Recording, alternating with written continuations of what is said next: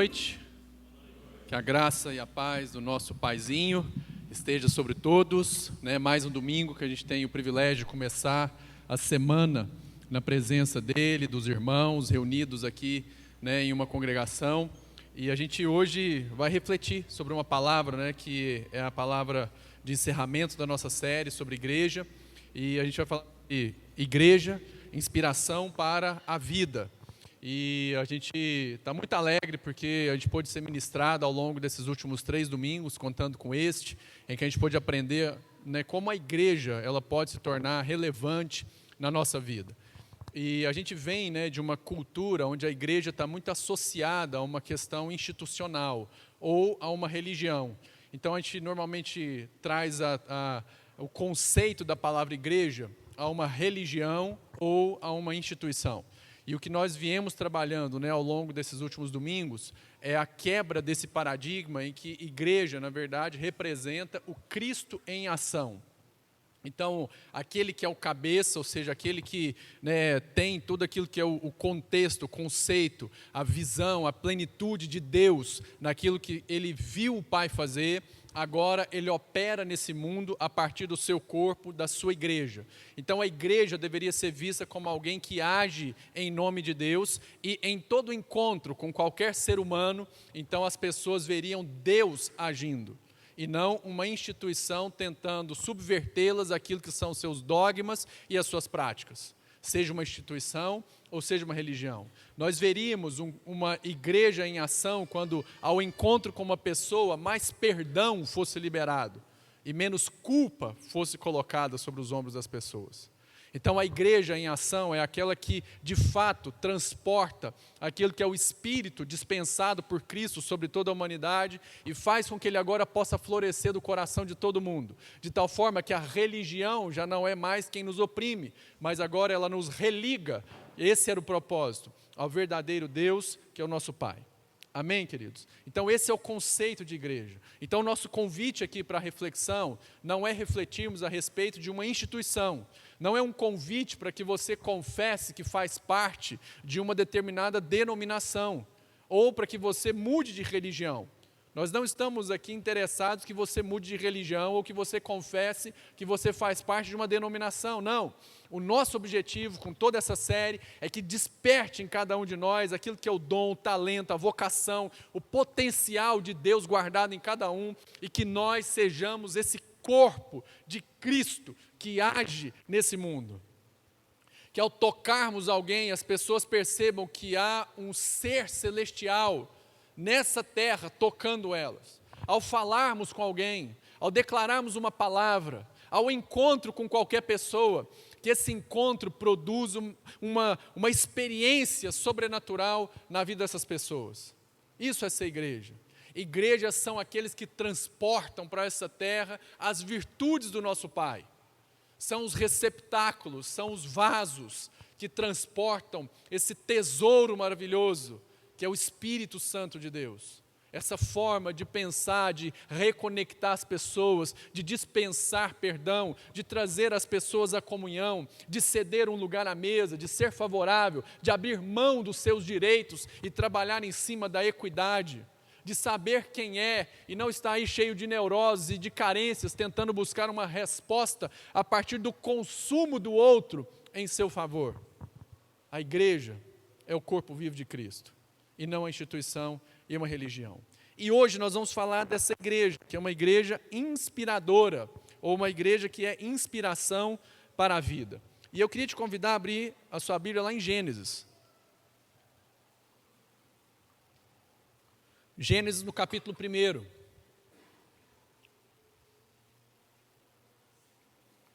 E antes a gente ler o texto de Gênesis, eu queria refletir com vocês a respeito daquilo que é um estereótipo de sucesso na nossa sociedade, mas que pela falta do aporte de alicerces culturais, mentais, naquilo que seria o espírito do trabalho, o espírito da conquista, tem provocado na nossa sociedade. Pode colocar o primeiro slide. A gente às vezes acha que as riquezas são a tradução das garantias e da segurança que a humanidade tem. E a gente fica chocado quando a gente começa a ler algumas notícias, como essas que estão estampadas aqui. A Universidade de Harvard fez um estudo com 4.000 famílias riquíssimas no mundo. E esse é o primeiro estudo lá. E ela chegou a uma conclusão fantástica. Ela falou assim: se você quer que a sua geração descendente seja saudável nas suas relações e na forma como ela lida com as suas conquistas e com o dinheiro, não dê para ela a sua herança. Olha que conclusão maluca. Essas pessoas serão mais saudáveis se aprenderem a trilhar o seu caminho. Por quê? Porque na ânsia de tentar não fazê-las sofrer aquilo que seriam as limitações, aquilo que seria as restrições da vida, economizamos para elas a maturidade de percorrer um caminho e construir os seus pensamentos, a sua forma de interagir e dar valor àquilo que ela é, àquilo que ela tem e àquilo que ela faz. Então essas pessoas de famílias muito ricas, elas enfrentam como reflexo disso uma outra estatística terrível. 70% das fortunas são dizimadas na segunda geração. E pasme, 90% das fortunas são dizimadas na terceira geração. E aí tem um estudo do Money Watch, do Market Watch, que diz o seguinte, que a chave para superar isso é a comunicação. Olha que fantástico. Que significa conversas, discussões em família, o encontro, irmãos.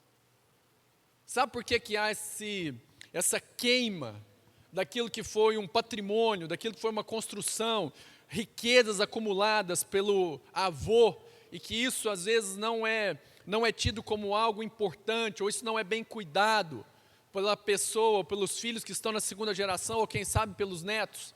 Porque faltou comunicação, faltou a transmissão para a geração seguinte daquilo que era o espírito por trás do empreendimento. Então, como não houve comunicação, como o assunto não foi tratado, como não foi tido o cuidado de criar conexões que transmitissem, além de uma herança material, uma herança de caráter e de cultura, essas pessoas se desviam no uso do bem material. Mas porque houve uma ausência da herança cultural, da herança de caráter, da herança daquilo que foi a forma de pensar, que deu origem a toda essa grandeza material que foi possível ser edificada. Falta o aporte dos valores, dos princípios que regem e que governavam sobre a construção dessas riquezas. Como isso não foi feito, então as riquezas não têm valor, não têm significado para aqueles que agora recebem. E portanto são uma herança material, mas desconectada de uma herança cultural. Não há uma forma de pensar, não há uma transmissão de caráter. E é isso que tem dizimado. Aquilo que seria talvez a nossa maior âncora de segurança na nossa sociedade, que se a gente construir um patrimônio altíssimo, isso garante a vida dos nossos descendentes. Não é verdade. Não é o patrimônio que a gente constrói que garante as gerações futuras.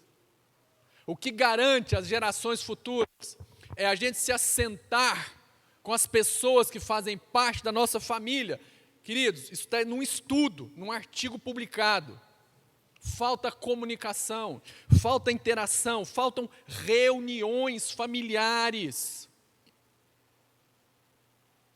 para transferir uma cultura, para transferir princípios, para transferir valores, para transferir caráter, para transferir as importâncias que devem ser dadas às relações. Envolver-se de forma proativa com a próxima geração, ao invés de reativas.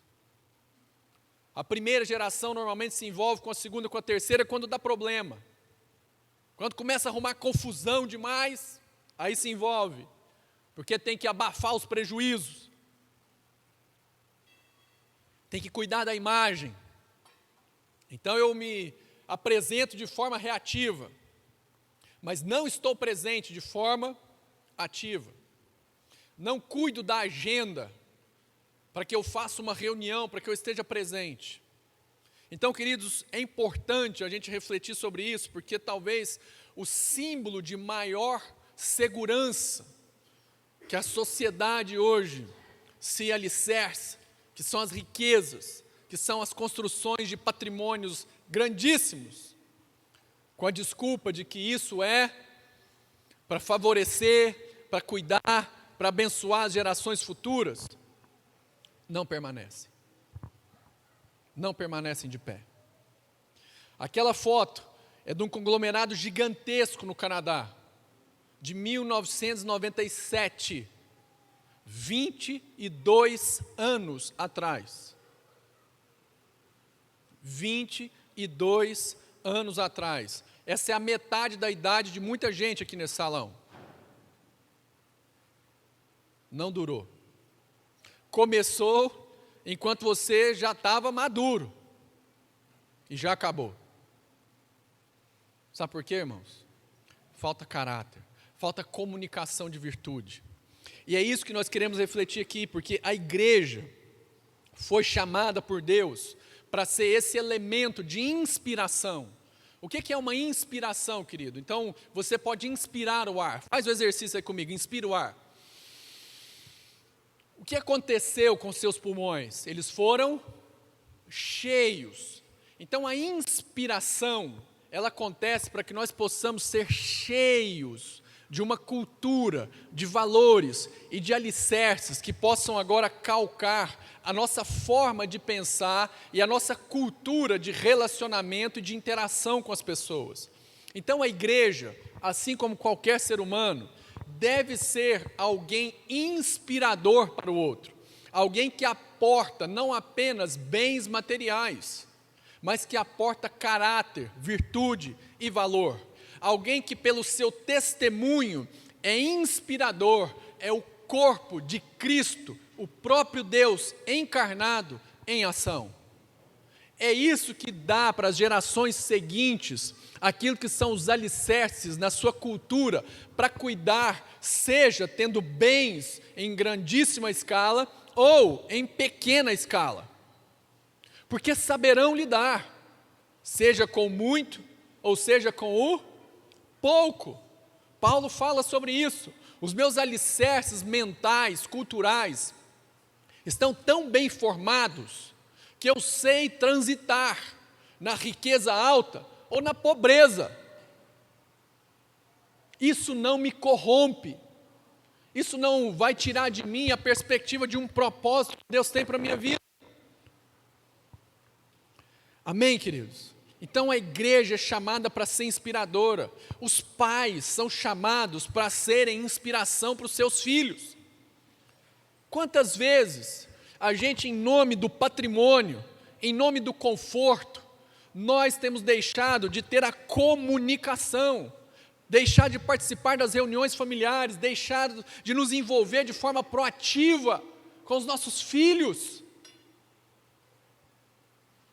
alegando que precisamos dar para eles o conforto, os bens materiais. Não estou dizendo, querido, que a falta de comida não vai deixar ninguém ansioso, mas talvez nós já ultrapassamos e muito a linha das necessidades e entramos agora no território da negligência.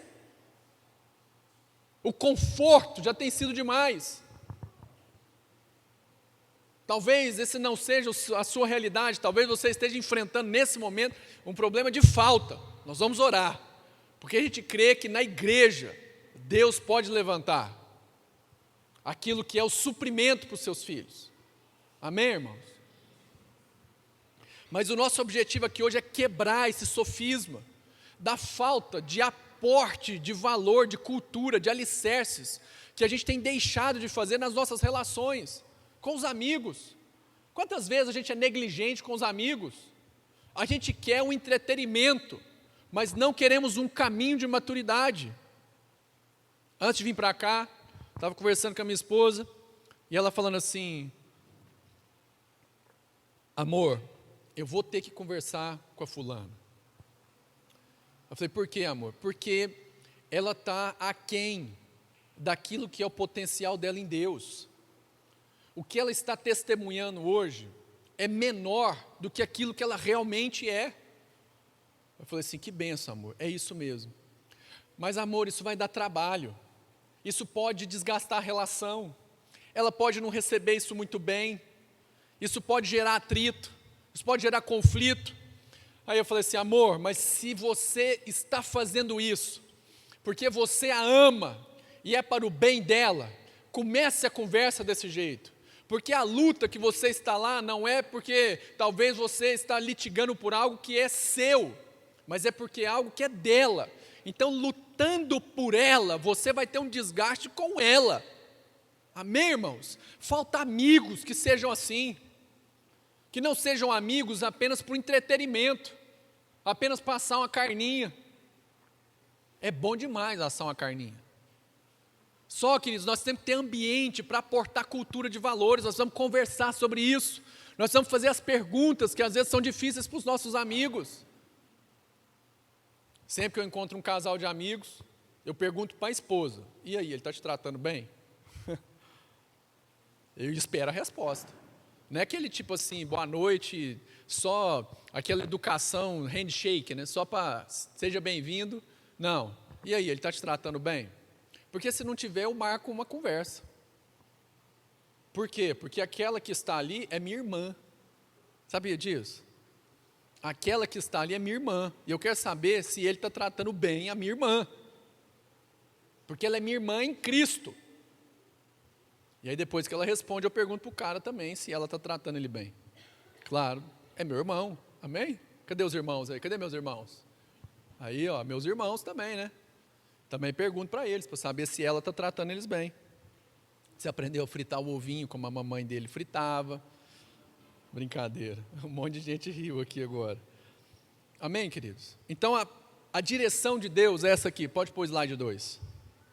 E Deus os abençoou e lhes disse: sejam férteis e multipliquem-se, encham e subjuguem a terra, dominem sobre os peixes do mar, sobre as aves do céu e sobre todos os animais que se movem pela terra. Disse Deus: eis que lhes dou todas as plantas que nascem em toda a terra e produzem semente, e todas as árvores que dão frutos com sementes. Elas servirão de alimentos para vocês, e dou todos os vegetais como alimentos a tudo que tem em si fôlego de vida, a todos os grandes animais da terra, a todas as aves do céu e a todas as criaturas que se movem rente ao chão. E assim foi. Queridos, eu estou dizendo tudo isso porque nós precisamos fazer um combate aqui a uma cultura que está instalada em nós. E a cultura que está instalada em nós, pode colocar o segundo, é uma cultura que distorceu, o terceiro, desculpa, que distorceu esse primeiro alicerce que Deus colocou na nossa vida. Porque quando Deus pensou em criar os seus filhos, quando Deus pensou em criar os seus filhos, o que Ele fez primeiramente foi abençoá-los. Então, antes de tudo, a palavra está dizendo que Deus os abençoou. Então há uma bênção sobre nós. Depois que Deus criou um fundamento, que é a bênção, um princípio, um alicerce, as estacas que suportam aquilo que agora seria uma ação, depois que Ele nos abençoou, então fala para o irmão do seu lado assim: somos abençoados. A bênção, meu irmão, está no começo. Quando Deus começou tudo, Ele nos abençoou. Então eu queria te fazer uma pergunta. Por que a gente insiste em vir à igreja para buscar a bênção? Eu vou perguntar de novo. Por que a gente insiste em vir à igreja, a fazer jejum, a ir para o monte, para buscar a bênção? Deus já não nos abençoou ou Ele está mentindo? Então tem um problema aqui de pensamento, de fundamento. Porque se a gente ainda continua relacionando com Deus, ou frequentando a igreja, indo em pequeno grupo, fazendo jejum, e qualquer atitude para que nós possamos alcançar a bênção, estamos trabalhando diferente de como Deus trabalha. Porque Ele nos abençoou. Amém, irmãos? Isso é um fundamento. Então o começo nosso é abençoado. Isso inclusive está lá em Filipenses: bendito Deus de Pai de nosso Senhor Jesus Cristo, o qual nos abençoou com todas as bênçãos nas regiões celestiais em Cristo Jesus. Isso está confirmado no Novo Testamento, que nós somos abençoados. Então esse fundamento que Deus nos deu é uma bênção para que nós pudéssemos reproduzir pessoas usando as coisas criadas. Então tudo que existe, e aí está lá destacado em azul, ó, tudo, dominem sobre mar, céu, terra, te dou as plantas, te dou os alimentos, te dou os animais, te dou as aves e todas as criaturas. Então Deus nos abençoou e entregou todos os suprimentos, tudo aquilo que era necessário para viabilizar o seu propósito. E qual é o seu propósito, meu irmão? Está lá em laranja: sejam férteis e multipliquem-se. Então o que Deus está fazendo conosco é nos abençoando para que nós pudéssemos reproduzir pessoas, mas não apenas do ponto de vista biológico, mas as pessoas do ponto de vista da sua essência, do seu espírito, do seu caráter, da sua cultura. Porque ainda que não sejamos da mesma biologia, somos do mesmo espírito, a mesma forma de pensar, a mesma cultura, a mesma família, que não tem a mesma biologia, mas tem o seu mesmo espírito, a mesma cultura. Amém, irmãos? Então esse é o nosso chamado, é aportar no meu irmão aquilo que são as virtudes de Deus anotadas em mim. O nosso Pai colocou virtudes que estão em mim, em você, em cada um de nós, para que nós sejamos Ele agindo sobre essa terra. E que nós pudéssemos, usando as coisas criadas, testemunhar na jornada aquilo que é o exercício do caráter e da cultura. Então, se eu tenho uma coisa criada, que é um frango, eu reparto o frango com o meu irmão. Então, para multiplicar, para reproduzir o caráter da comunhão, a característica da comunhão, do repartir, da doação na jornada, e isso ser aportado como valor na vida do meu irmão, eu uso uma das coisas criadas, um frango, uma ave, e formo nessa pessoa agora a consciência da comunhão. Amém, irmãos? Do partir o pão. E com isso eu vou aportando, usando as coisas criadas, valores divinos do nosso Pai na vida delas. Só que aí aconteceu o seguinte, pode pôr o quarto. O Satanás, muito esperto, falou o seguinte, no dia, questionando o ser humano, no dia em que comerem, vocês serão como Deus. Onde está isso? Lá em Gênesis, no capítulo 3. Então ele colocou uma dúvida no coração do ser humano. E falou assim, olha, foi assim mesmo que Deus disse? Desta árvore não comerás? Porque você bem sabe que no dia em que dela vocês comerem, vocês serão como Deus, conhecedores do bem e do mal. Querido, sabe qual que é o pecado na nossa vida? O pecado é a gente deslocar a bênção do começo para o final. A bênção deixar de ser um fundamento e passar a ser um prêmio. Então, baseado naquilo que eu faço, então agora eu me torno, eu sou. Então é pelas recompensas meritórias das minhas ações, é que eu chego na conquista daquilo que eu tanto pretendo. Então a grande mudança do diabo na vida do ser humano foi pegar o que Deus fez no começo para alicerçar o seu modo de pensar e jogou para o final. Deslocou a bênção como aquilo que é o que eu sou para aquilo que agora eu posso ter. Deu para entender, querido? Então muitos de nós estão deixando os fundamentos de serem abençoados para trabalharem arduamente, para terem o prêmio no final da sua jornada, de terem a sua bênção. E aí pagam o preço. Eu vejo muito irmão falar isso.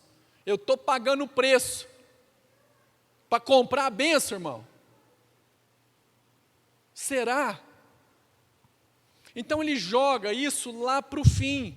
Então aquilo que era a bênção, aquilo ali é como se fosse um soro. Então isso era o que me formava, é o que eu sou abençoado. Então essa essência de ser abençoado é o que Deus me fez. Mas quando eu mudo a minha forma de pensar, eu abduzo, eu tiro isso de dentro de mim, eu removo, eu expurgo a bênção de Deus de dentro de mim e jogo ela para fora. E então agora eu passo a fazer maratonas religiosas, para que eu possa alcançar então esse tão desejado prêmio no final da minha carreira. A religião reforça essa visão. A religião, paz em você, ela não está do lado de Deus. A religião diz que você deve fazer peregrinações, vias sacras, jejuns, para que você então se torne alguém abençoado. Isso envolve a religião evangélica também. O papo hoje é reto, é sério. Isso envolve a religião evangélica também. E é por isso que nós não queremos falar aqui de religião. Nós queremos falar aqui da nossa família, que é do meu pai, que também é o seu pai. Amém, irmãos? Então esse é o verdadeiro pecado. O verdadeiro pecado é mudar o meu modo de pensar, em que eu deixo de pensar que sou filho, para achar que é ao final da maratona é que eu me tornarei filho. E então não é porque o pai infundiu em mim o seu caráter, é porque pelas minhas capacidades meritórias, o meu mérito, o meu trabalho, a minha força, a minha bondade, o meu bom caráter, é que eu conquistei a possibilidade de ir para o reino. Certa vez um jovem chegou para Jesus, com todos os seus pedigrees religiosos. Falou assim: bom mestre, o que eu tenho que fazer para herdar a vida eterna? Aí Jesus entrou, falou assim: bom, você é um cara religioso, você sabe o que você tem que fazer. Então, passou a lista dos mandamentos, o cara falou assim: você não sabe o que você está falando, esse assunto aí eu dou aula, observe isso aí, Jesus, desde a minha mocidade. Aí Jesus falou assim: beleza, então agora que você sabe que é abençoado, mostra para mim na sua jornada o quanto de bênção você aportou na vida das pessoas. Pega todo esse conjunto que Deus te deu, vai e abençoa, reparte, mostra caráter de ser favorável a alguém, reparte com os pobres, depois você vem e me segue. Aí falou, rola não. Vai dar não, Jesus. Por quê? Porque eu sou religioso. Eu não sou cristão. Eu sou orgulhoso. Então, queridos, isso fez com que o nosso entendimento fosse cegado. Olha aquele verso lá de 2 Coríntios, nos quais o Deus deste século cegou os entendimentos daqueles que não creem. Sabe o que é incredulidade? Não é falta de fé, é o eixo da fé colocado no lugar errado. É quando eu desloco o meu eixo de saber ser abençoado para a força do meu braço para conquistar a minha bênção. Um incrédulo não é aquele que não confessa Deus. Um incrédulo é aquele que alicerça o eixo da sua fé na sua própria força. Naquilo que mente no absoluto, quando é a pressão, o exercício verdadeiro é colocado, o alicerce mente. Então a incredulidade é alicerçar-se sobre alicerces não absolutos. Então esse príncipe desse século colocou na nossa cultura, no nosso raciocínio, no modelo mental nosso, alicerces que são mentirosos e transformou os seres humanos em incrédulos, para que não lhes resplandeça a luz do evangelho da glória de Cristo. Por quê, irmão? Porque isso aqui é o que ilumina a nossa mente. Então, quando eu vou lidar com alguém, eu não lido na perspectiva da falta, ou do que pode comprometer a minha bênção, porque eu já sou abençoado. Irmão, seu cônjuge pode tirar a sua bênção? Então, quando você bate um DR com ele ou com ela, qual é o alicerce que está lá? Das faltas ou das certezas? Das convicções ou daquilo que você não sabe como é? A gente tem que ter os alicerces bem formados, porque é aí que estão as dificuldades e as brigas. Pode colocar o próximo. Porque aí, nessa ciranda, é a gente deslocando as pessoas também para o fim e as coisas para o começo. Então eu quero, segundo a minha incredulidade, alicerçar a minha segurança nas coisas e vou usando as pessoas para que eu possa consumi-las na construção daquilo que é os alicerces das coisas que me dão segurança. Então eu joguei a bênção para o fim, as pessoas para o meio e as coisas para o começo. Porque a minha força e o meu braço faz com que eu queira as coisas para dar segurança, segundo a minha incredulidade. Então, com isso, eu deixo de construir o quê? Pessoas. E passo a construir coisas. Porque a minha bênção está sempre no fim. Porque para que eu consiga alcançar o prêmio, ele está sempre no final. Agora, se eu já começo a corrida, sabendo que eu sou vencedor, como é que eu vou correr? Eu quero aprender, ué. Então eu vou olhar para o lado. Eu não vou tratar o outro como um concorrente. Por quê, irmão? Porque eu sou vencedor. Ninguém tira de mim a vitória. Amém, irmão? Então o seu irmão não é seu concorrente. Seu irmão é seu irmão, com quem Deus agora vai fazer você aprender. Então o seu cônjuge não é alguém que está lá para concorrer com você, para saber quem é que naquela conta corrente mais tem levado vantagem nessa relação. Não, irmãos, você já é vencedor. Então agora você vai trilhar o caminho para aprender, desfrutando. Você já viu quando você está com pressa? Quando você está com pressa, você não percebe nada. Pode ter árvore florida, pode ter manga dando do lado, você não vê nada. Você vai acelerado para poder chegar onde você quer. E muita gente está vivendo a vida assim com pressa, deixando as pessoas de lado para poder cuidar das coisas. E esse ciclo do pecado trouxe para nós a vaidade. Criou em nós o senso do individualismo, e por isso as pessoas são tão gananciosas, porque o foco dela está em quê? Em multiplicar gente. Em multiplicar coisas. Nunca se teve uma sociedade tão gananciosa como hoje. O meio empresarial trabalha hoje com ganância e medo. É meta e demissão. o tempo todo. Ou bate a meta ou está demitido. É medo e ganância. Só trabalha com isso, irmão. Por quê? Porque está alicerçado em quê? Coisas. E essa ganância produz o quê? O litígio. Quando você está batendo o DR com seu cônjuge, você está tratando de assuntos que aportam cultura e valores, ou vocês estão brigando pelas coisas? Tá vendo? Benzinho, quero bater um DR com você agora. Por quê? Precisamos amar mais as pessoas. Eu estou indignado com você, porque nós temos recebido pouco as pessoas aqui em casa. Nós temos aberto pouco os nossos quartos para receber as pessoas. Nós temos feito supermercado para menos gente do que a nossa família. Então eu estou indignado e quero conversar com você, Benzinho, porque nós vamos abençoar mais. E começa a quebrar o pau. Não é assim que a gente tem brigado? Ou nós estamos brigando pelas coisas?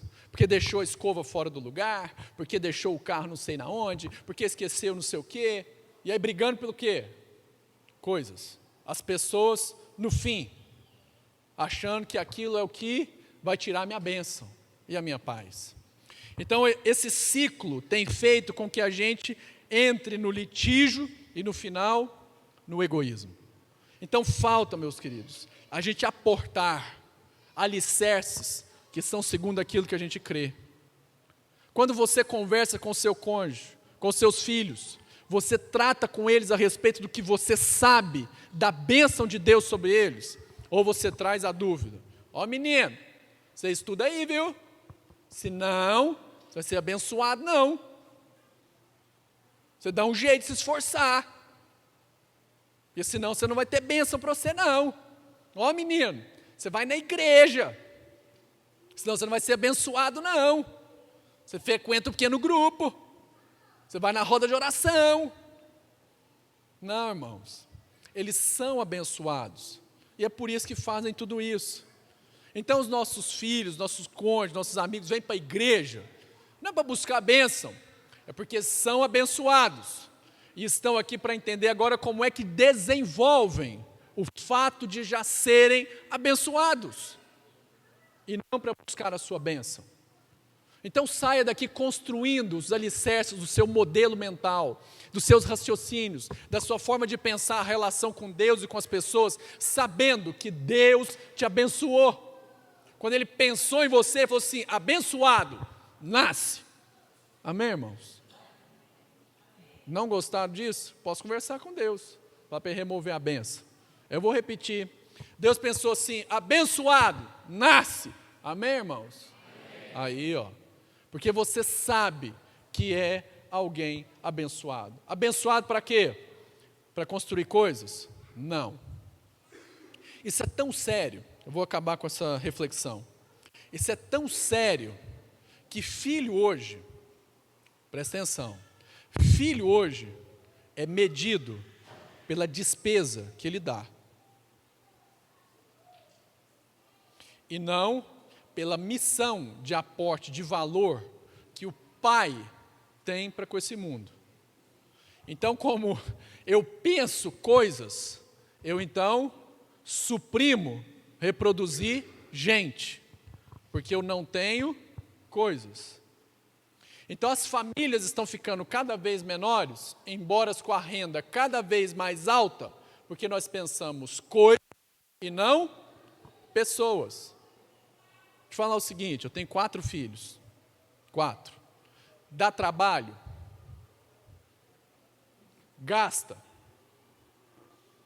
Mas deixa eu te falar, amadurece a gente. Faz a gente crescer. Faz a gente ser exprimido de tudo quanto é lado, para que Deus seja cada vez melhor e mais visto através de nós. Dá trabalho. Você acha que a mãe acorda lá assim, sorrindo de madrugada, ai que alegria, o pai para poder ir lá limpar vomitado de menino, era isso que eu sonhei a minha vida inteira? Não, irmão, não é. Mas é isso que dá o testemunho do quanto a gente ama, aquela coisinha pequenininha que está lá, que você não entende como é que faz tanta bagunça. Você precisa de revelação para entender como que pode um trem desse tamanhozinho fazer tanta bagunça e causar tanto transtorno. Pois é, irmãos. E é o privilégio de aprender e de testemunhar. Isso é tão grave, que as pessoas estão tentando aprender liderança em curso, ao invés de entender que aprende liderança é sendo pai e mãe. Sabe que a gente tem crise de liderança nas empresas hoje? Porque nós temos crise de paternidade. Falta líderes nas empresas porque faltam pais e mães em casa. Porque é na jornada da paternidade, da maternidade, que se formam verdadeiros líderes. Eu chego para os meus liderados na empresa e falo, eles entendem. Eu chego lá em casa e falo, você acha? Lá eu tenho que cortar um 12, irmão, para eles entenderem. Tem que desenhar, tem que exercitar, tem que andar junto. Então você aprende lá, na empresa, canja. Lidar com os adultos, irmão, é muito mais tranquilo. Muito mais tranquilo, nesse aspecto. Beleza, irmãos? Então que a gente aprenda que somos abençoados, para que nós possamos reproduzir pessoas usando as coisas. Grande parte dos nossos litígios é porque estamos brigando por coisas e não por pessoas. Amém, irmãos? Vamos ficar de pé e vamos orar.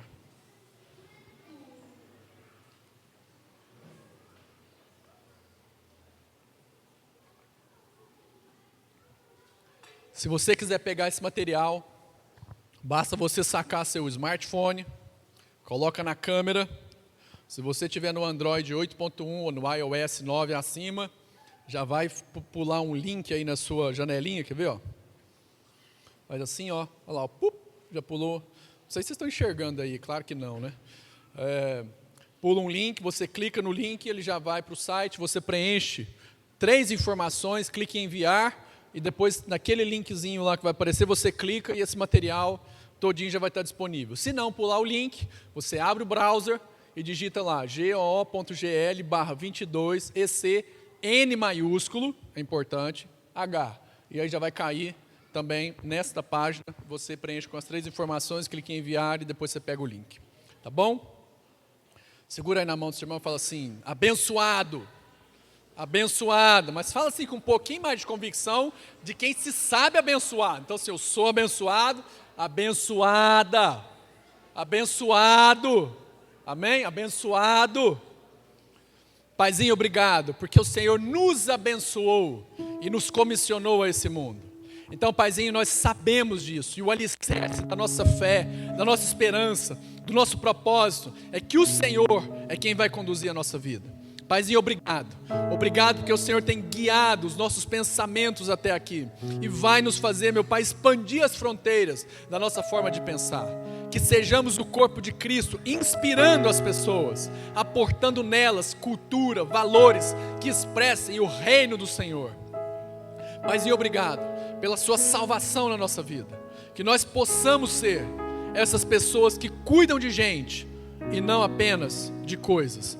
Que as coisas nos apoiem, sejam nossos secretários, para que nós possamos alcançar pessoas. Obrigado, meu Pai, pela sua bênção, pela sua consciência em nós, em nome de Jesus. Amém. Amém, meus irmãos? Uma ótima semana a todos. Ela não tem como ser diferente, porque nós somos abençoados. Como é que a sua semana vai ser, irmão? Fala para mim. Amém. Repete mais uma vez. Como é que a sua semana vai ser, irmão? Aleluia, vamos em paz, que Deus continue desenvolvendo a bênção em nós.